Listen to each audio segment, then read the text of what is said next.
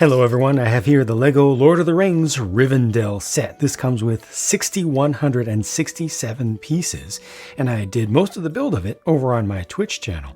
It cost me $500 US, and if you see a View Products link on this video, you can click that to see some places where you can buy it. This set comes with 15 minifigures, including the entirety of the Fellowship, plus another 6 minifigures on top of that, if you count all the statues around the whole thing.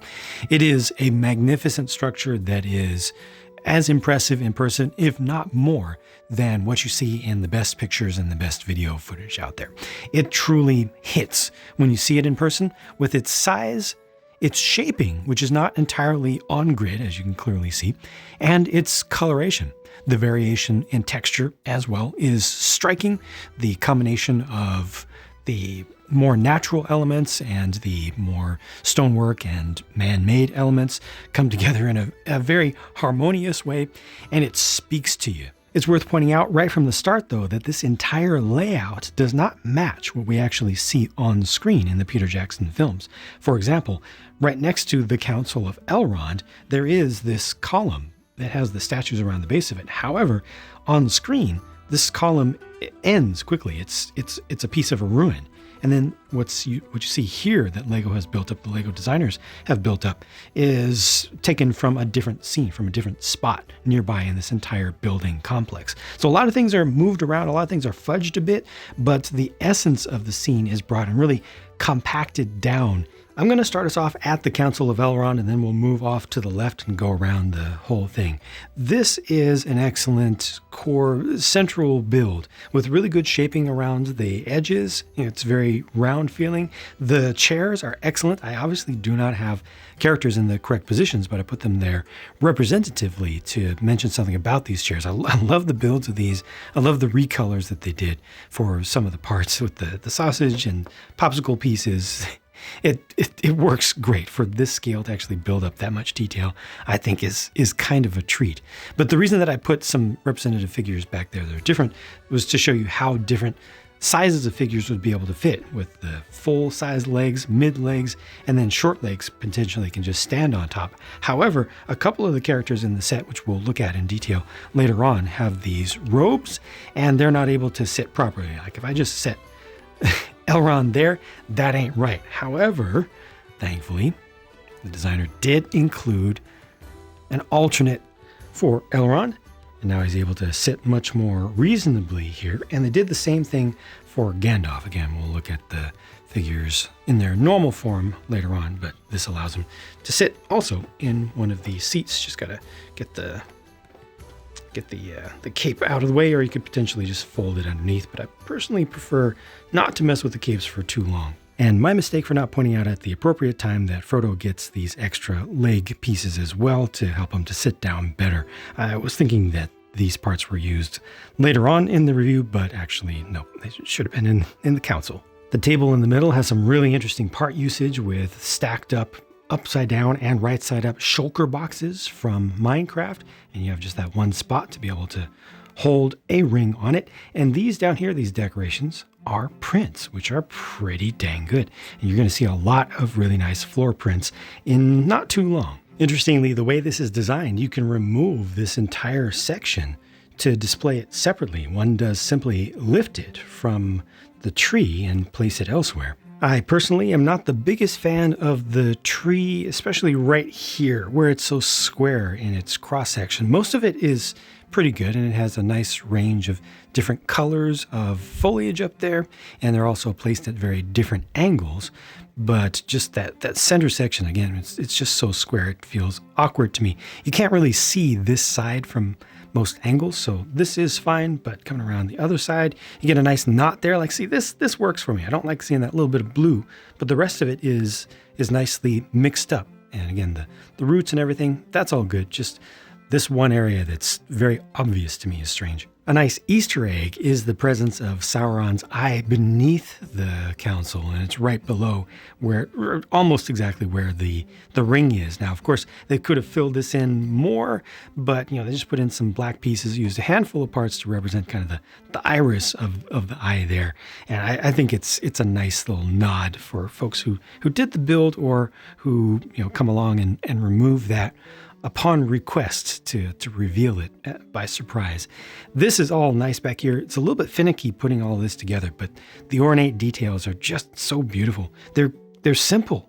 They're really simple to put together, but well-chosen parts, well-chosen colors with some sand green in there. The cupcake liner pieces in light aqua, a little bit of gold, a little bit more light aqua down at the base. It's really beautiful. It's actually built upside down. A good portion of it is built upside down as well. And I can't say enough good about it. Now, while I'm here, I might as well address the elephant in the room. I didn't even go back and check how many tiles are used on these roofs here. A lot of people would look at this and say that looks like absolute horror to line all of these up. They even show you in the instructions just how easy it is to line these pieces up, and they make sure that you have a plate piece available to you whenever it is time to do these, to just run a plate through them diagonally and get them all to be lined up. And it really doesn't take as much time as I expected even. I didn't think it was going to be too bad, but it's easier than I thought. You just follow the instructions. Everything is done in groups, so you're not doing all of it at once, and it ends up with this just beautiful, beautiful design. I think it's well chosen, and I think it has a great impact up close or from a distance. This tower, again, is an amalgam from multiple locations that are mostly represented by mats in the production of the movies. It has nice transitions, especially around these corners where you got the interleaving for the essentially 45-degree angle that comes from the left and from the right, like back and forth using the different slope pieces. That's pretty nice. It's a little bit difficult to get a figure to stand up in there, but you could make it happen, and then transitions down into some curve. I think that these gaps here would have looked much better if they were just done with gray pieces instead of black behind there. It's not as gappy as it actually looks. Coming down to here, this is really good. You do see a little bit of the open studs from the brackets, but I like that shaping. I like the detailing around it, and I like how tight all of this is. Almost no gapping around there. This is a ton of these 1x1 pieces they're not cheese slope pieces. They're the ones that are sloped on either side, like a little Monopoly house roof piece. You got some archways in there, built a couple different ways. And then at the base here, you got the statues that again are directly next to, well, in this very location in the movie, but would have been built up a little bit differently. And there are two different faces used. I believe are they all using the same torsos or two different torsos, but two different hair pieces as well. And then each of those has an alternate face. So I've just switched back and forth between their different faces to give you a suggestion of more variation than there really is in terms of total number of unique figures. This is a spot where you can hide Samwise, where he's just sneaking around, obviously behind some bushes. So that works pretty well. And you see all around the edges, they've done a pretty good job of giving you some organic rock work with some foliage built in, including the brand new to this year fern pieces that I hope to see a whole lot of, and also plenty of the dark green single leaf pieces. Coming around the side, even the sides of the roof are nicely detailed. Just got that one little Technic bit that holds things in, that breaks the pattern a little bit of gap up here. But I mean, you really have to nitpick to find things to be unhappy with, at least in my opinion. This is nicely done. There's a little bit of gap shown right there right now, but that's because this whole entire section on the right is removable, and I am going to remove that to show you what's on the inside to get you a better view. See, all of this just slides off. There's a clip up at the top, and then there are some Technic bricks used at the base just to line things up nicely. But this, unfortunately, is a big sticker. You're going to see more stickers in the set as well that are fairly large. Obviously, this depicting Sauron about to get his fingers sliced off appropriately, but turned into a half and half Legoification of the scene. Now, if I'm remembering this right and putting things together properly, the space behind here is actually Elrond's home, his personal housing space. So the bed is where we see Frodo wake up after he's been cured, and in the back they've gone half and half with sticker for detail for the sculpture back there, a statue, and also the cloth that comes off the ends of her kind of sleeves there, which are done with some 3D detail. So, a little bit of that is flat, a little bit of it is built up, but you got plenty of room to put a figure facing any kind of way. Now, this is actually where I thought that I was going to introduce these pieces here, because I was like, yeah, this is a perfect spot for it, but obviously should have done it earlier on. But yeah, you can do that. You got the candles back there, a small little like ottoman almost there. This chest is interesting because it has some important things from a separate scene where Bilbo is here talking to Frodo. So there's his mithril armor. It kind of looks right, even though it's just a sticker on a tile. It kind of looks right. And then, of course, Sting. And then at the other end of the room is where Bilbo was writing his book, there and back again. And you've got a nice little desk with an elevated section and the inkwell. It's difficult to see the details back there, but it's actually built up pretty nicely. Up above, you can actually remove the top of this to see down from directly overhead. And that is a good view, but it's a shame that things look so dark without taking more apart. Again with the legs, I keep getting the timing wrong. Bilbo has extra pieces so that he can sit in his chair. Directly beneath that, with a lot more space to access it and to see it, is one of Elrond's bookcases for his book collection. And you've got some nice different shapes there. He's definitely done a better job than with the bookstore set that Lego did. It's obvious that you have a bunch of books here. A little bit of furniture as well. And then the rest of this space is actually kind of empty. Just a little bit of decoration there, but a lot of open space to pose figures doing, whatever, talking to each other, walking from one place to the next. With the segment separated like this, it's easier to see the last statue, and you also get exposed this additional mural, and that shows Celebrimbor happily forming the Rings of Power as we saw in the Amazon series. With everything put back together, let's move into the back of the largest area, and we'll start upstairs. As you can see now, this forms a balcony. There's not quite enough space to really pose minifigures walking along here, but you can just barely have one kind of hanging off the edge, just meandering through. A few of the main characters come through this space, with the key and the core of it being this old statue with the shattered, well, at least one of the shattered remains of Narsil. And a little bit of creative liberty is taken to have the statue actually holding it. It's very convenient that way. They don't have the other shatters, but this is nice, and it obviously can be held in the hand of a minifigure. A little bit of a spoiler for later, there's an extra one of this piece included in the set as well. Now, this whole thing with the plinth and a little bit of the ground beneath it can actually be removed. It's on a couple of Technic pins, but it's inconvenient. If you wanted to just have this separate, you can make that happen, but it doesn't line up all that well.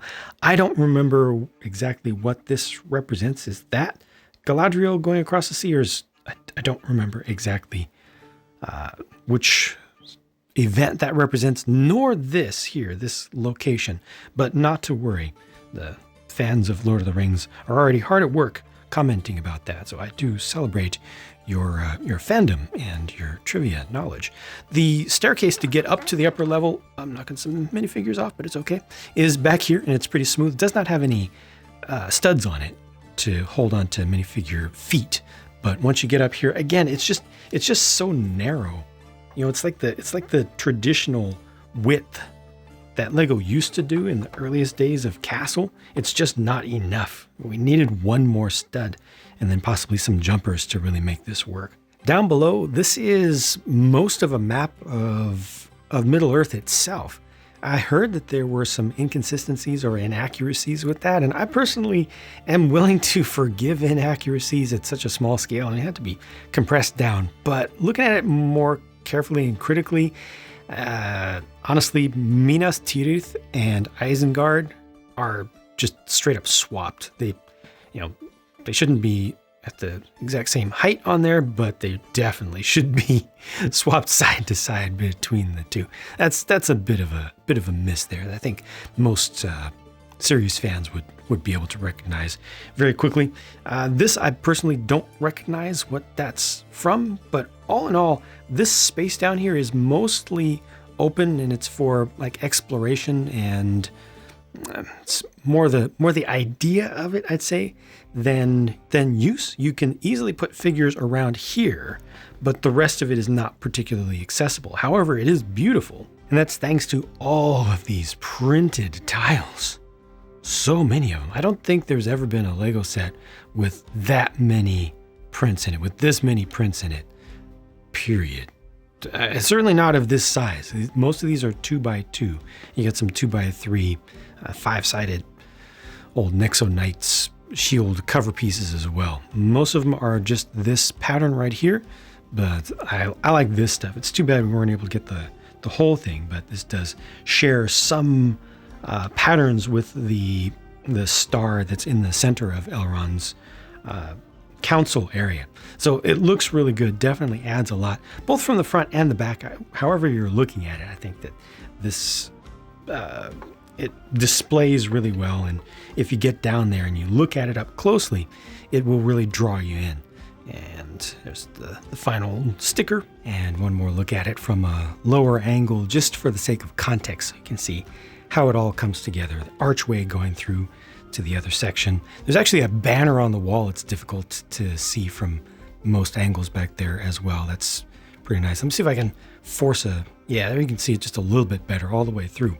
But yeah, not the most usable space, but I think it definitely adds to the elegance of the whole thing. Now I'm going to make my way forward, and we're going to switch views around to the other side. But first, let's take a quick pop in and look at that telescope. With the aid of some extra light, once again, you can see it's built up very nicely.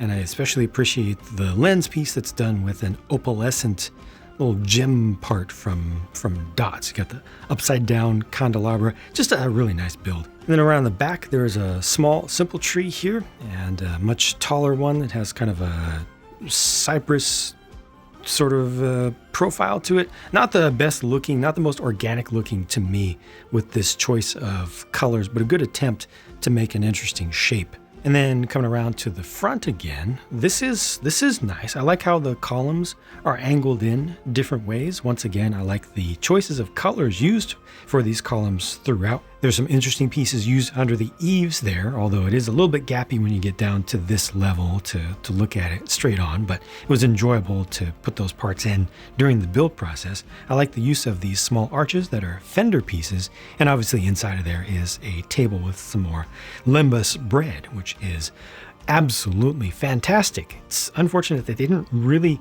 in the movie, get into just how good that stuff really tastes. And then we transition back to the pathway here, and this goes over to another completely separate section. So right here is the edge. This can be separated out if you want, but I'm just going to keep it together for as long as possible here for the sake of context. You got the nice arching bridge and then the water flowing beneath. It's a color effect I don't think that I've seen before, certainly not to this degree from Lego. It's mostly turquoise or teal directly underneath that translight blue, and it has a unique look to it. It feels new and fresh to me. Obviously behind there, some waterfalls. I question the choice of leaving it all open behind there, so you can see the water coming through, and you can see that it's like very neat and orderly sheets of water that are flowing smoothly, but at the same time, just being able to see straight through feels a little bit weird to me, a little bit awkward. It's just a creative decision though. And you get a little bit of agitation of the water as well with the white around there. It's kind of foaming up and everything. That makes sense to me. The rock work along the side here is nice.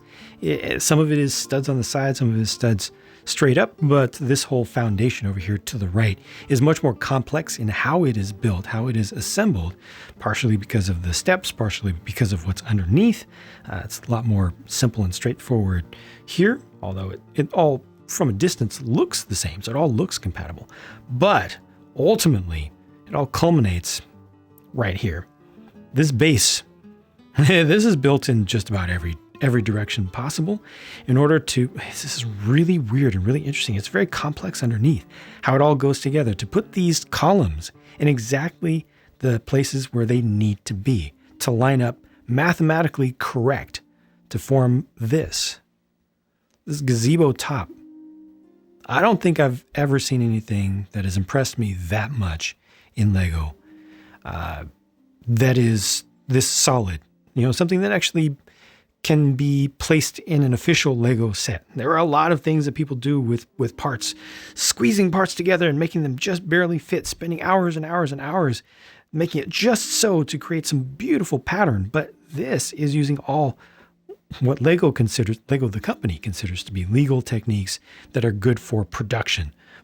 Anybody can build this. You don't need any tricks. And the fact that it all fits together just so and looks so special, I think is really deserving of celebration. That's not easy to pull off. Again, there are a lot of really, really beautiful designs that have been made by Lego fans over the years, but to make something that's this solid, that I can do this to, you know, it's simple in how it goes together. I just messed that up. That was my fault. I'm doing this with one hand, controlling the camera with the other. But it's simple, but it's plenty durable and easy enough to put together. A lot of parts are required to make it happen. You spend some serious time over here, but it is worth it. It is so worth it. I love this. I truly, truly love this. This is fantastic. This kind of makes the whole set for me, which might be an unfair thing to say, but I'm saying it because I feel it. And down below, you know, just a little place to hang out. Now, all of this also forms a removable top. So as interesting as that build is there, look at that. Funky with all the technique in there. I noticed all the way out to the edges as well. It comes off so easily to give you access to what's beneath. Now I'll go ahead and separate these for the sake of convenience. Again, very easy. It's not even attached with any studs. And there's plenty of floor space there in the forge. Now we need to look at this from some other angles, but I wanted you to see how easy it is to access this space. And also you can remove some of the sub-assemblies if you want to. Here's how that looks from down below. So it's not just a forge, it's really a weapon workshop. You've got these sharpening stations over here with a grinding wheel, and also just a separate stone, a wall-mounted lantern to keep everything bright, because again, this is indoor, and weapon racks on the back and side. There's an elegant longbow and 2 new molds of weapons that I'll show you with the minifigures later, but not included with any of the minifigs are these elven swords, so you get 4 of those, and that's also a new mold for this year. I should also point out what's very obvious to fans of Lego Frog references, that the Lego Frog reference is there. And now we make our way all the way to the opposite end of the build. We're almost there. We're almost done. So this is the forge proper. I forgot. The forge itself is an outdoor affair in the scenes in Lord of the Rings. So you can see this with the anvil. You have to use your imagination a little bit, but you can see it as representing the reforged Narsil into Anduril. Right? It's not quite the exact proper shape, but it's not too much of a stretch to see that as being what precisely is being referenced right there. But I like the details. I like the roots. They build them in a bunch of different ways, but it looks good. It feels good. It feels very organic to me. You can move some of these bits of foliage around. You got smaller amounts of green foliage. The tree is done, even though this tree doesn't have a whole lot of leaves on it. It feels like enough. There's enough variation there with the different colors and the different directions that they can be made to face. You can also tune that a little bit. Doesn't look so good from around this side though. That's not so great in my personal opinion. But most angles I think are more than acceptable with that. And then the entrance to the forge over there, or the workshop, as I called it. It's completely off grid at a 45-degree angle, but there are no gaps all around there. Fits in there nice and snug. There's even a step on the inside, a step down. That's also at a 45-degree angle. Feels really good. Feels good, looks good. You have some space.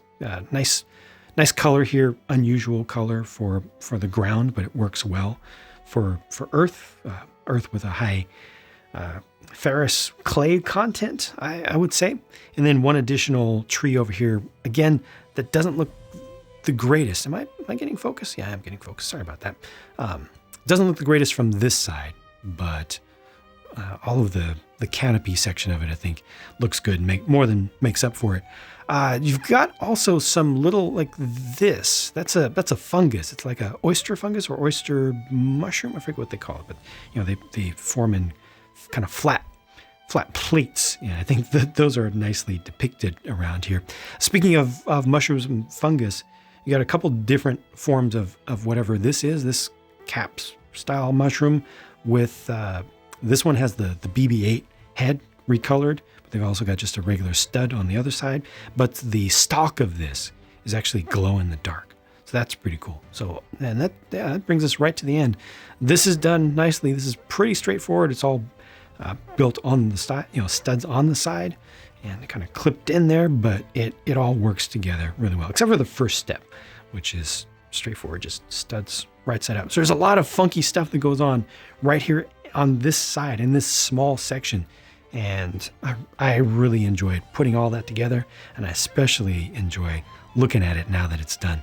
Looking at minifigures, here's Frodo, Gandalf, and Legolas to kick things off. Now, I'm not going to go through and compare each of these to their previous incarnations in Lego form.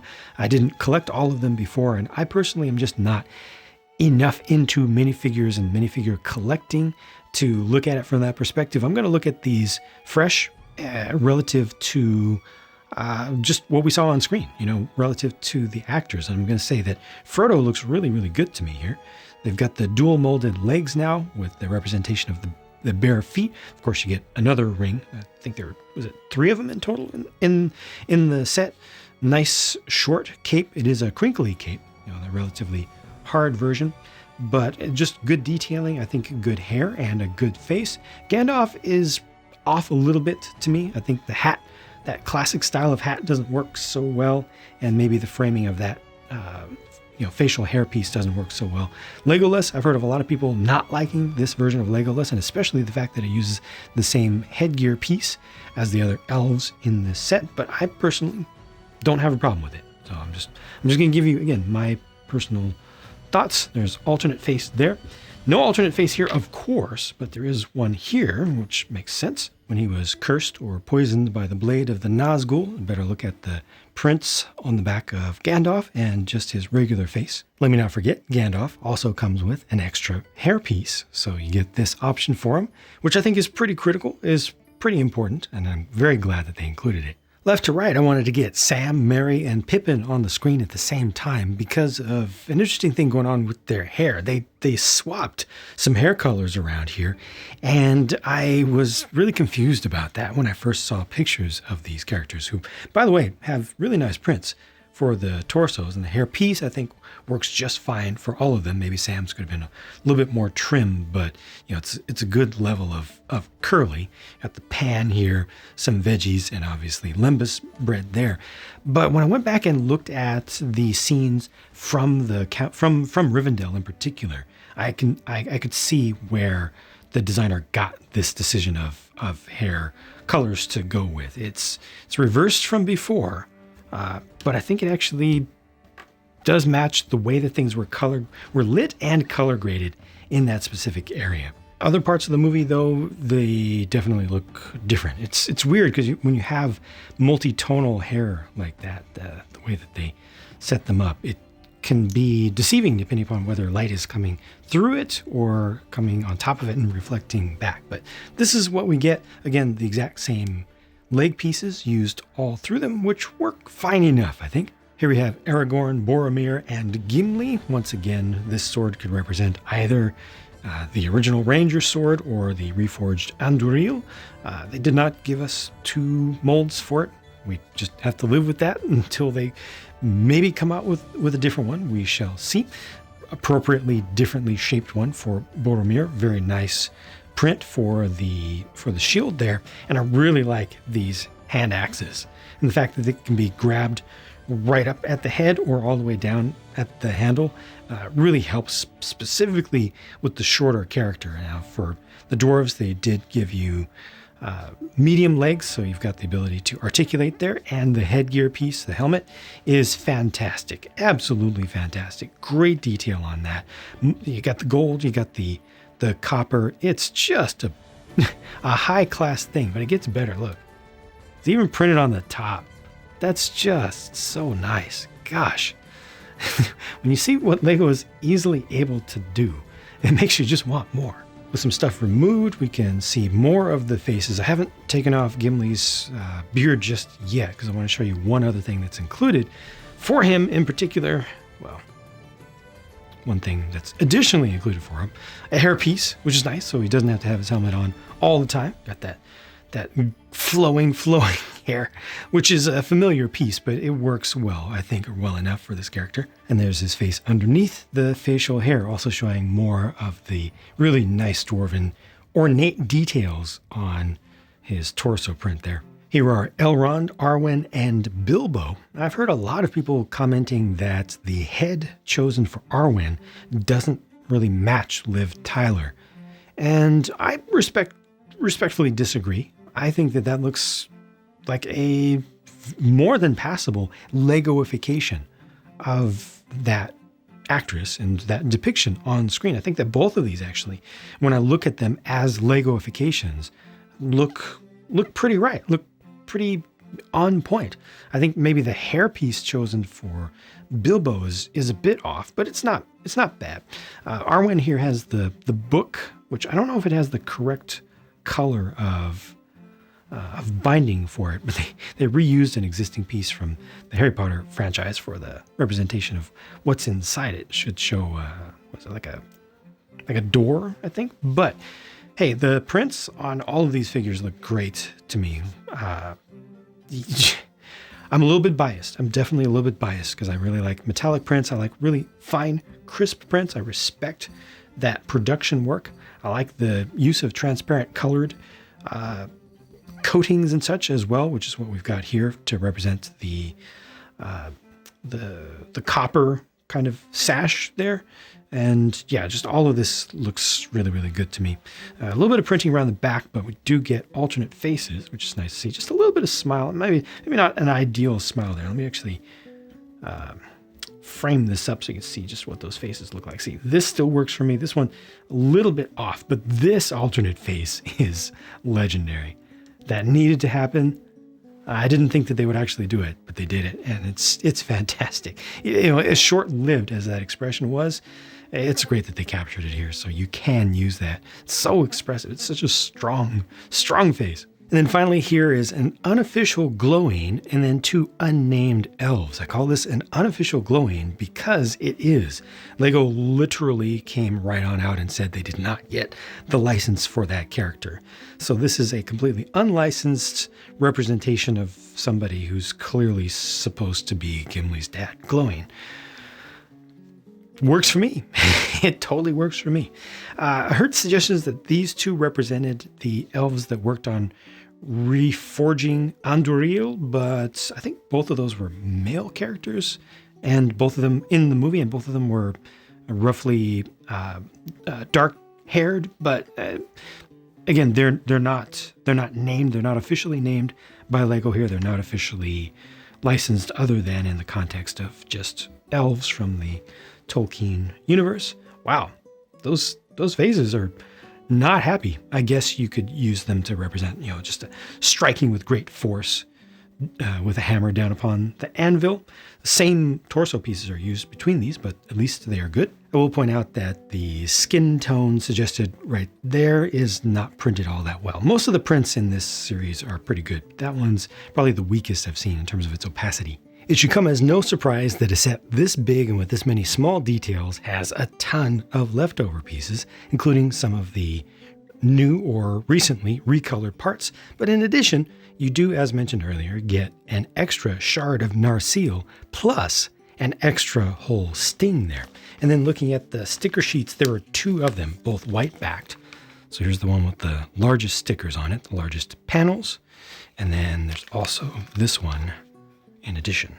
All right, let's talk about price and value. And my thoughts about those two topics are a little bit different, just a little bit different than usual. My perspective is a little bit different. This one again was $500 US, a half of $1,000.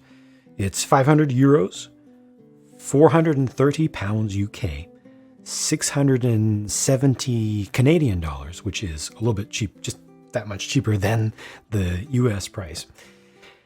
And what that translates to is a little bit more than twice the price of the most recent modular building, the Jazz Club. Do I think this is worth 2 Jazz Clubs and a little bit? I think it is. Yes. Is the Jazz Club expensive? Yes. But relatively speaking, just relative to other things. The other thing is that this is not a set for the masses. It's not trying to be a set for the masses in any way, shape, or form. So I'm not even going to think of it from that perspective. This is a range-topping flagship set with a crazy high price that is targeted at a small number of people. It's a high-margin set, high value, high content set for, again, not everyone. This is for folks who are really, really serious LEGO fans, folks who are potentially very serious Lord of the Rings fans, and folks who got money. If you don't got money, you don't even look at this set. So this is kind of in rarefied air. It doesn't deserve to be compared, I think, to the average playset. It's obviously not trying to be the average playset in any way, shape, or form. So just overall, when I think about this at $500, do I gawk? No. Do I think it's worth really breaking it down by section and thinking, well, let's see, should it be more like $450 possibly? Sure. Cheaper would be better. But at $500, it doesn't seem like it's out of the range of reasonability to me in 2023 as LEGO stuff goes. And as collectible plastic toy stuff goes, even, honestly. So I have to leave it more to you and your own judgment. I will say from my own perspective that I think if you like what you see in video, in pictures, you will love this set. This is easily a top 10 collector level high-end LEGO set ever to me. Easily top 10. Could probably fit into like top 5. It's that good to me, honestly. And I say that without significant bias because I'm not a super Lord of the Rings fan. I've read the books once, maybe once and a half. I've watched the movies, the Peter Jackson movies, the live action ones, once. I watched the Amazon series once. That's it. I like this stuff. I like the source material. And interestingly, building this made me want more than ever to go back and actually watch the movies for the second time ever for me. That's what this set did for me. It made me more of a Lord of the Rings fan, which is shocking that it had that capability, it had that power over me. There's a lot that's just really, really fantastically good about this, and not a whole lot that is bad. Not a whole lot that's even mediocre. Most of it is good to very good. Some of it is great. A lot of it is great, So overall, my impressions, my thoughts on this are overwhelmingly positive, and I can only recommend it to anybody to anyone for whom this is a reasonable thing to buy. Don't skip a rent payment. Don't go into debt for a year. Don't do anything crazy. But if you want this and you have a reasonable pathway to get it, I support you. I do. There you go. Those are my thoughts. Thank you very much for watching. I hope that this was enjoyable for you. It was definitely enjoyable for me, especially to build this and to behold it. The reviewing process always is a process, not the easiest thing, but I hope that I did a decent job. So thank you again for watching, and I will talk to you again soon.